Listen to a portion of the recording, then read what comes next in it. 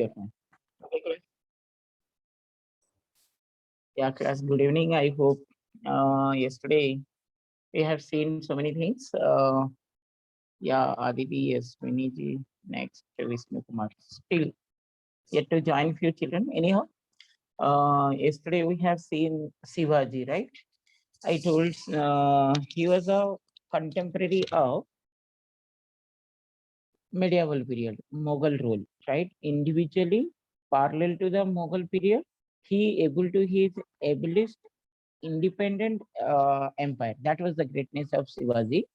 He did not surrender to the Mughal, and Mughal also tried several times. Aurangzeb also gave punishment for him, but he escaped and established his Maratha kingdom, which had a great contribution to Indian culture and power. Okay, so as yesterday we started, Shivaji crowned himself as a king at Raigad. He constructed a heavy and very strong fort at Pratapgarh. Pratapgarh was the fort. Okay, he coronated himself at on June 1674. Okay, he proclaimed himself as the Chhatrapati or the great king under the Lord of Umbrella. Okay, Chhatrapati Shivaji.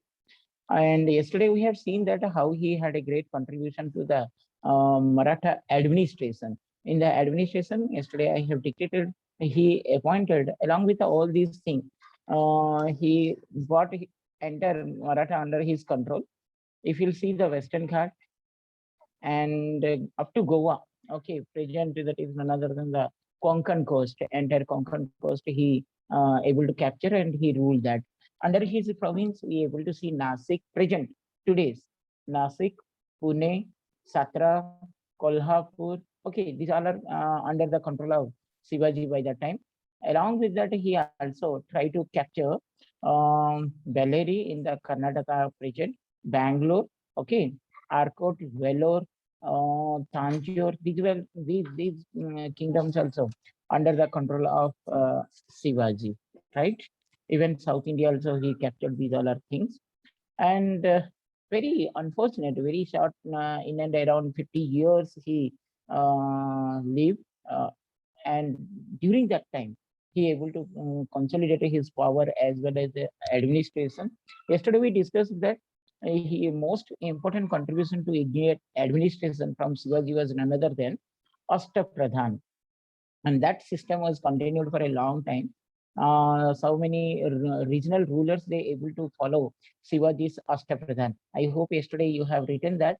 Let me just recap that all. Ashtapradhan, that was a minister. Okay, 8 independent department he provided, and they were popularly called as the Peshwa or the Prime Minister in charge of all the general administration. Number one.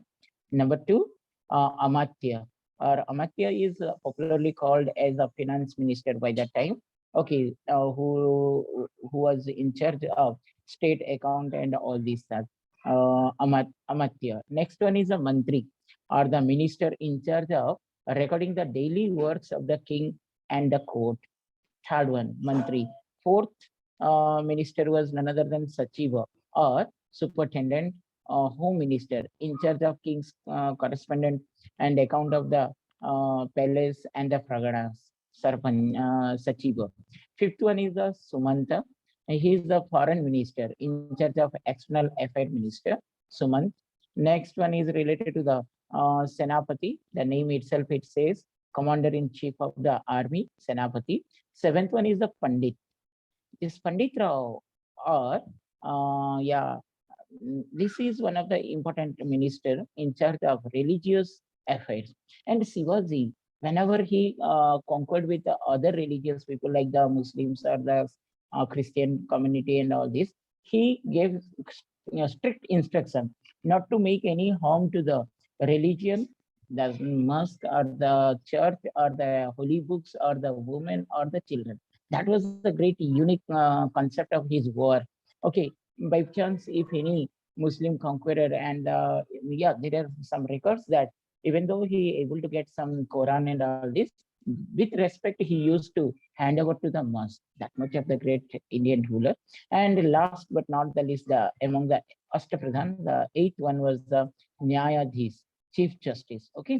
Yesterday we have seen these other. I hope you have noted that.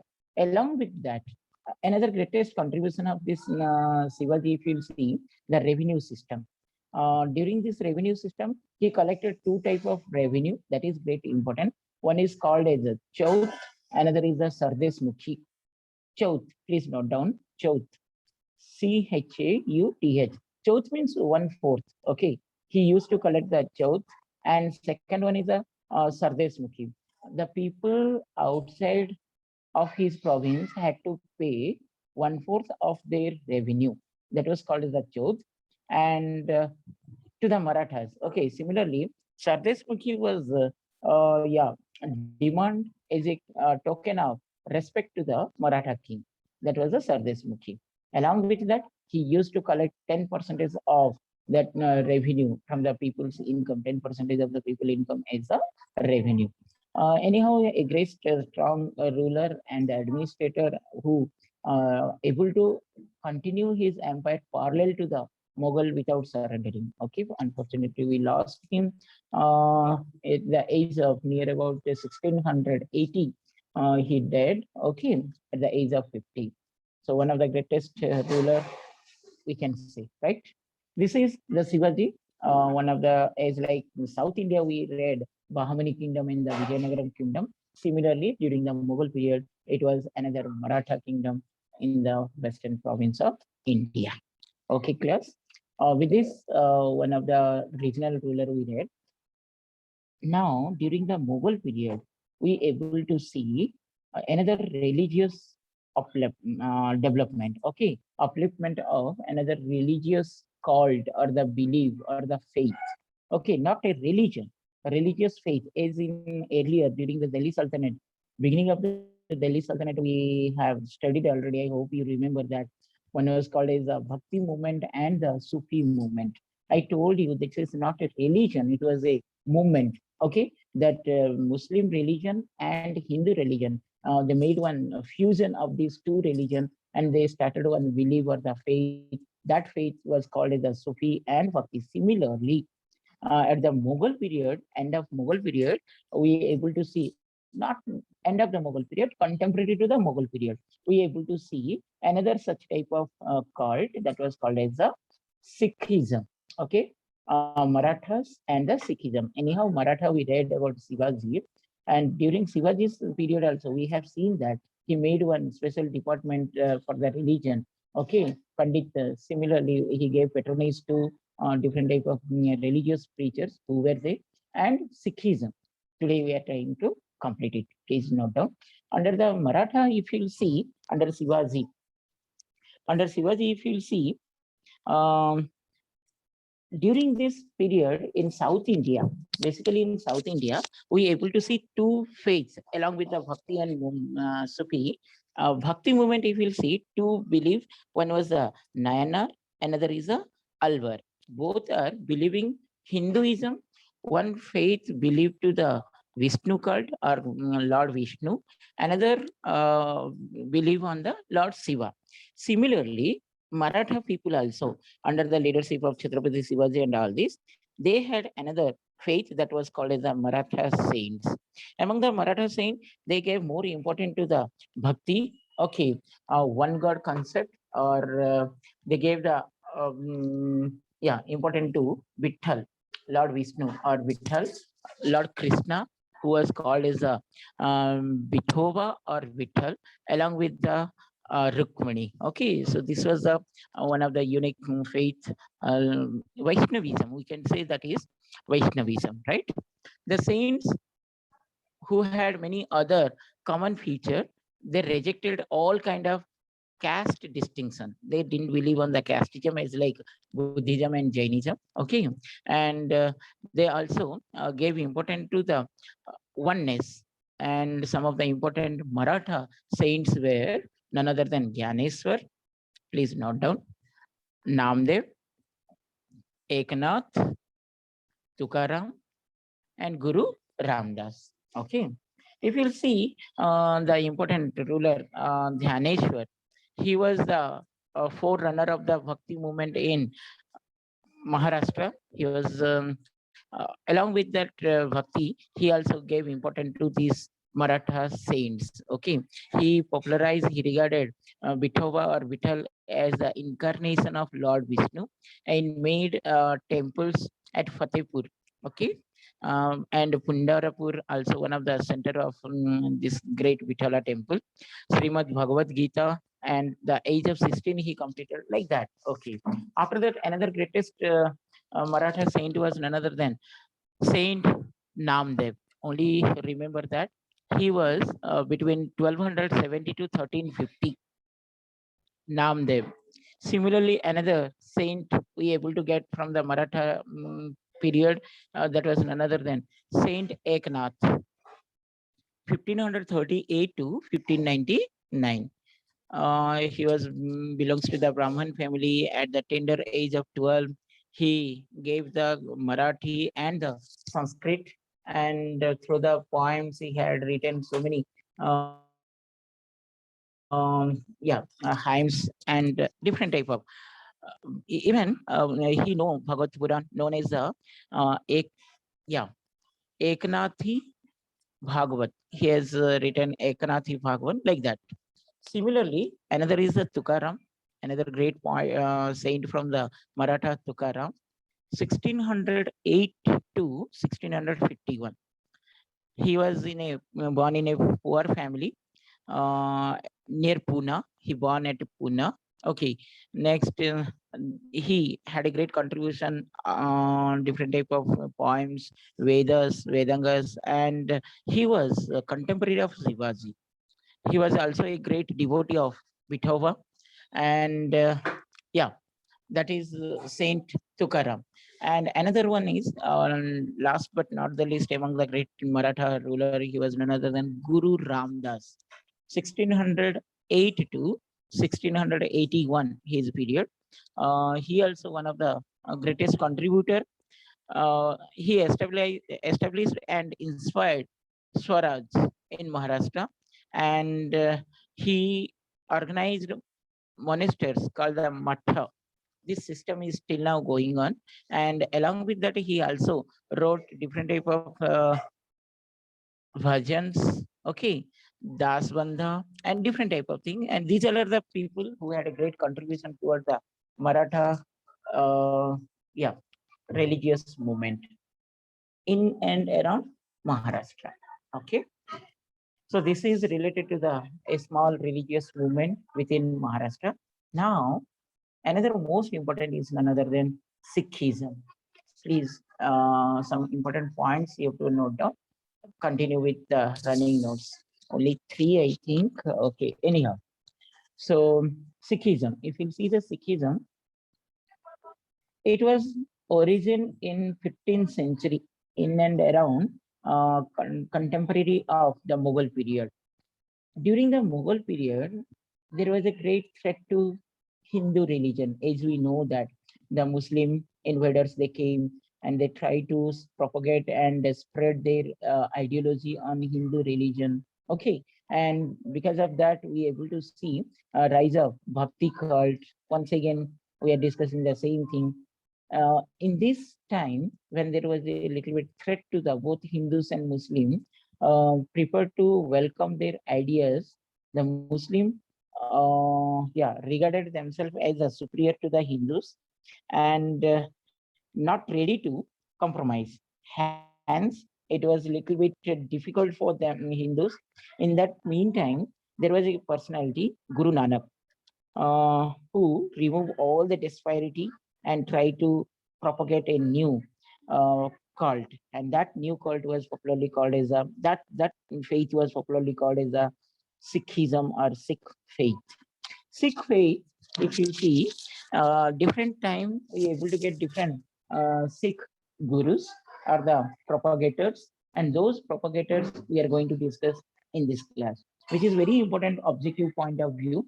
Every Sikh guru had little bit contribution to their religion or the Sikhism. Okay, there are several gurus, and during their time, what was their contribution to the Sikh faith that we are going to contribute. The main aim of the founding or the establishment of the Sikh faith was not only to reduce the gap between Hindus and Muslims, but also to do away with the defects. Okay, came up with the Hindu society. The image of the worship, performing various sacrifices, faith in various gods and goddesses, and caste discrimination. These all are they try to abolish. I hope you are understanding the main concept of Sikhism.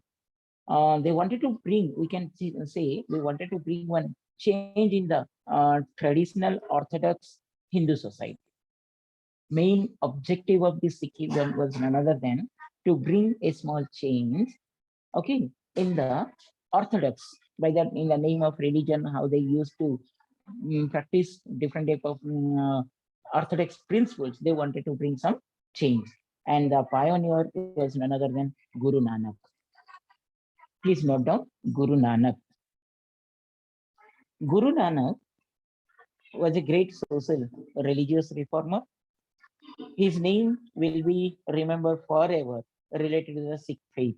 Born in 1469, 1469, 1469 at Talwindi. This Talwandi is now in the Pakistan. Talwindi, Talwandi. Please note down. These are the important objectives. Please note down. Talwandi in the Sikharapur district of Pakistan. Now it is in Pakistan. It is now also called as a Nanak Sahib. Till now, it is called as a Nanak Sahib. His father was Mehta Kulchand. Father Mehta Kulchand. Mother was Tripta. Tripta. Tripta. Mehta Kaluchand. Father. Mother Tripta. Okay. From childhood, he was a little bit religious in mind. When his father, he got an enlightenment as like Buddhism, as like Gautam Buddha and Mahavira Jaina. Later on, he tried to visit different type of places. Guru Nanak, for more knowledge, he visited to Kurukshetra, Haridwar, Jagannath Puri, Rameshwaram, Kashmir, Kailas, different type of places. He acquired the knowledge, and finally he remarked that had I known that there was much saintly man in this town, I would not have uh, devastated it. Anyhow, his main teachings, let us see, after the enlightenment, after gaining the enlightenment, what were the propagation or propagator or what he taught to the society? Main teachings of Guru Nanak. Please note down few points. Important teachings of the Guru Nanak was none other than, first of all, faith in single God. Please note down. Faith in single God. According to Nanak, there is only one God, and there is none that can claim equally with him. Okay, so faith in one true God. That is one first his belief. Second one, worship of Santam, true name. He believed on worship of true name. Third, importance of Guru in realization of God. Guru Nanak attached a great importance to the Guru in the relation of the God. So he gave a good relation between good God and the Guru. He even, fourthly, you can note down, fourth point, even Guru Nanak emphasized on the karma, which even Buddhism and Jainism also we can find out. Gautama Buddha and Jaina also gave the same thing, action and its fruit. He also emphasized on the karma, good action. Okay. After that, conduction of, he did not believe on the caste system. Only one caste, a human. That was the main preaching of Guru Nanak. Okay. No faith and favor or home life. Okay. Next, he also condemned idol worship. Guru Nanak was also not in favor of idol worship, Nirakar Upasana, okay, non-idol worship, which is called as attainment of supreme bliss. These all are the important simple teachings or the preachings we can say. As a result, most of the people attracted towards simplicity and follower of Nanak, right? Most of the people they are giving more importance to the Guru Nanak. After the Guru Nanak, growth of Sikhism from Guru Angad to Guru Tegh Bahadur. Now we are going to discuss first Guru of Sikhism we got. He was none other than Guru Nanak. Now, after Guru Nanak, who were the other gurus of Sikhism, had a great contribution for preaching or spreading of Sikhism in India. Please note down one by one. After the Guru Nanak, if you'll see Guru Angad, there are 15 gurus are there, but a few we'll discuss. Guru Angad, please note down. Guru Angad, 1538 to 52 AD. The second Sikh Guru, Guru Angad, was a contemporary of Mughal Emperor Humayun. Guru Angad was a contemporary Mughal Emperor of Humayun. His contribution to Sikh faith, if you see, Gurmukh script was popularized in the place of Sanskrit language. Guru Angad popularized one of the new script for the Sikh people that was popularly called as a Gurumukhi script. Please note down this one, Gurumukhi script. And saying hymns to the Guru Nanak were collected and his biography edited by the new Guru. Okay. And Guru Angad also started a famous institution for the Sikh people, as we know the Langar, Langar. I hope you know Langar. Any idea what is Langar? Yes, Swani, Aditi ji, Vishnu Kumar ji. In Sikhism, this is very popular, Langar. So Langar is an institution by the Sikhism in which they are providing free food every day to the people. Okay, so that was started by Guru Angad. These all are the important objective point of view. Next Guru, Guru Amar Das. Note down. Guru Amar Das between 1552 to 74. And Guru Amar Das, third Guru of the Sikh faith, he was a contemporary of Mughal Emperor Akbar. And at the age of 73, he became the third Guru. At the age of 73, he became the third Guru. His contribution is not that much. He constructed one Bawali at the Govindwal, okay, because at the end of his age, he became the Guru, and he divided the whole spiritual empire into 22 divisions, as called as Manjis divide. Next, after the Guru Amar Das, we able to get the fourth Guru. Please note down fourth Guru, Guru Ramdas. Guru Ramdas, the period of the Guru Ramdas is 1575 to 1581. He was the fourth Sikh Guru, and he was a contemporary of, these all are the important objective. He was a contemporary of Mughal Emperor Akbar.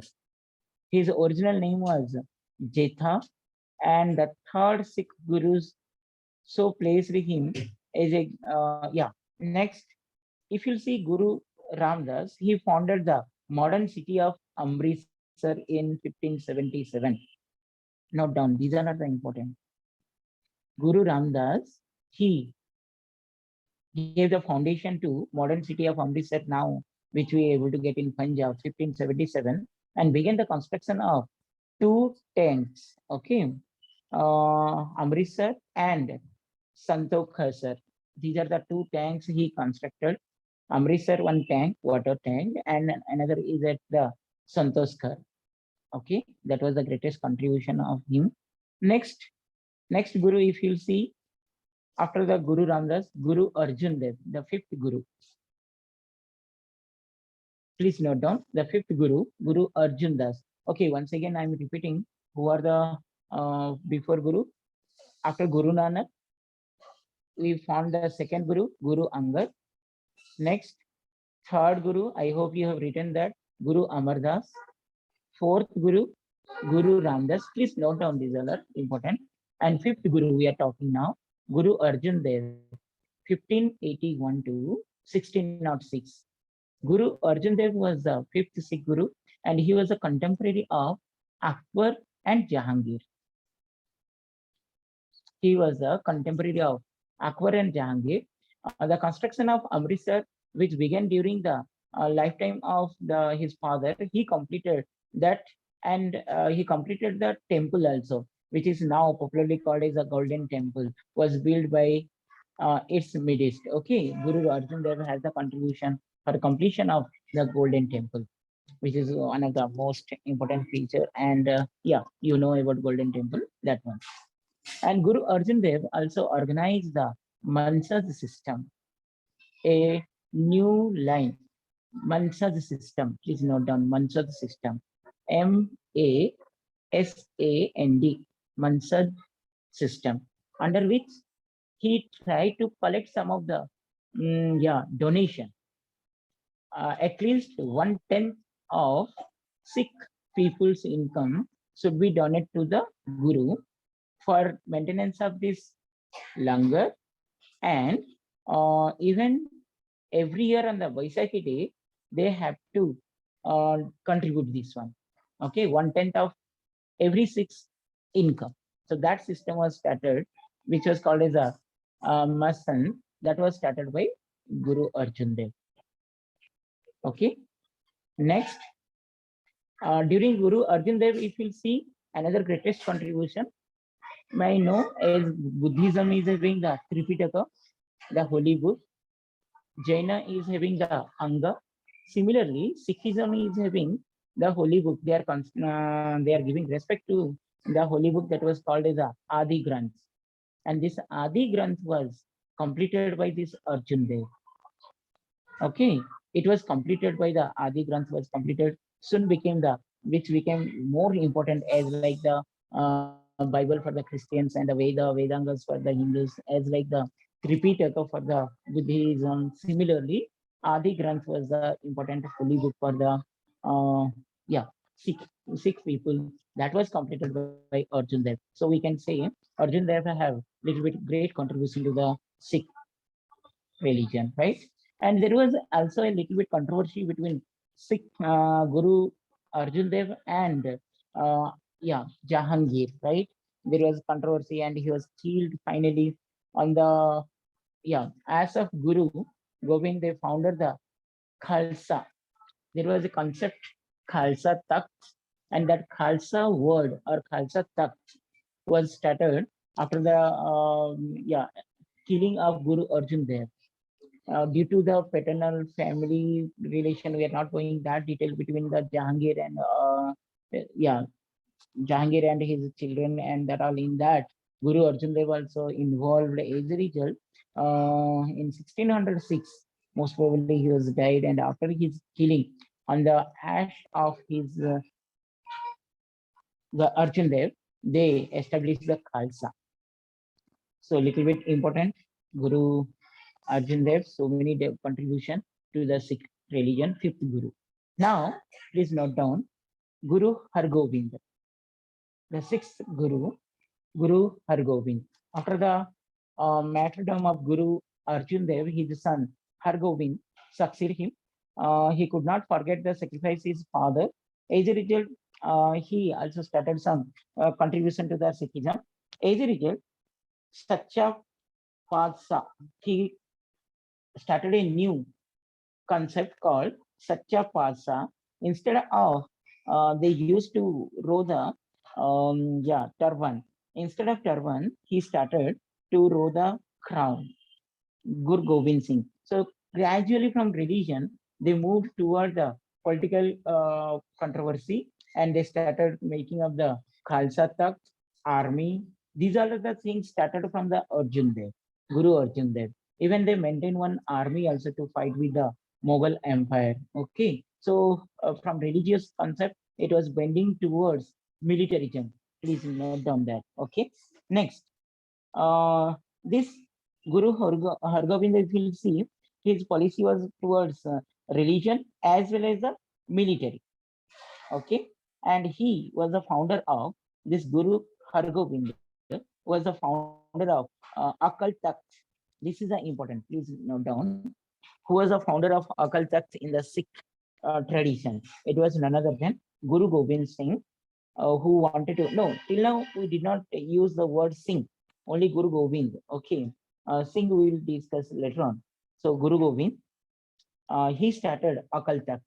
Akal Takht, it is one type of maintenance of army, as we know that they able to strengthen themselves to protect themselves from the Mughal. There was no war, no desire for capturing power, only to protect themselves from the Muslim. For that, or the Mughal. For that, they started maintaining of the army, and that was called as a Akalta.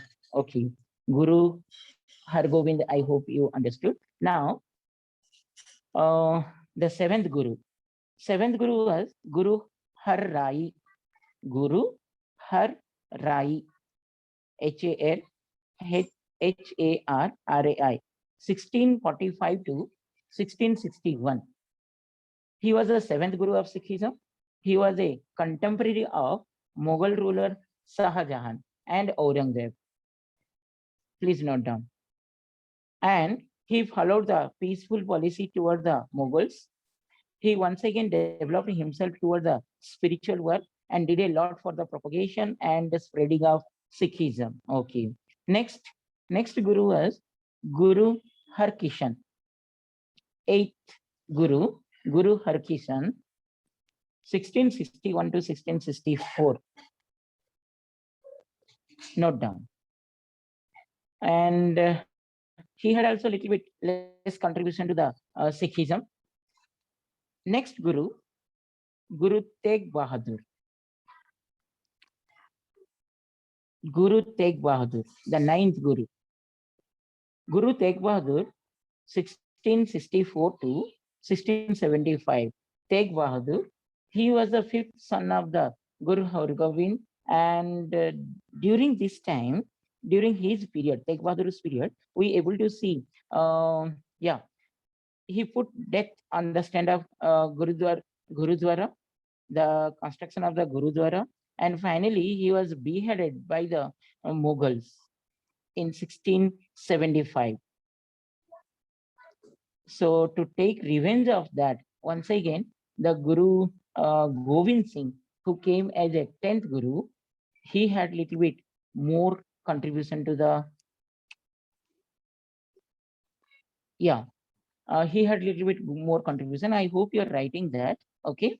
So the last Guru up to till now, whatever we are reading, Guru Gobind Singh, 1675 to 1708. He was the only son of Guru Tegh Bahadur, and during his period, he has taken the title of Singh. And then all the gurus or the Sikh people, they followed the title of the Sikh or the Singh. And then there was a they started the foundation of Khalsa, 1699. During this Gobind Singh's period, they started the Khalsa, 1699. Okay, this guru was painted to the some of the followers to determine and describe the important Hindus and Sikhs. Then they took the 5 principles. They followed 5 principles. Panch Paras, which is popularly called as Panch Paras. Note down what are the Panch Paras. PANJ, Panch Paras, PARAS. Generally, these gurus, they used to follow 5K. Please note down what are the 5Ks of Sikhism. 5K, such as Kara, Kara, Kara. Next, Kacha. Next, Kripan. Fourth one, Kes. And fifth one, Kangha. if you'll see. Shall we meet Sikhism- again, sir? Shall we join again? This meeting will end in a Yeah, minute. 3 minutes left over. Okay, ma'am. Okay, ma'am. 3 minutes, huh? Okay. Yeah, 3 minutes. 2 more Okay, minutes okay. left over. Right. So Okay, children, now once it ends, you join back again. yeah. Okay, children. 3 minutes left over. Let us see 5K. If you'll see someone of the Sikhism, you will find these all things: Kara, Kacha, Kripan, Kes, and Kanga. These all are the Hindi words. In the hand, they are making that Kripan, a small knife. Then used to keep the hair. Okay, and Kacha, that is a dress code. Kanga, that is in the hand they used to have. So these all are the things they followed, and they had a great contribution, both religion as well as the militarism. But compared to the militarism, to protect themselves, they started this Khalsa Takht. But most important main objective was to bring a change in the traditional Hinduism and to propagate a simplicity of the religion. So this is the Sikhism contemporary of Mughal period, right? 1 minute left over. We can rejoin again, children. Yeah. Okay. Please join again, children.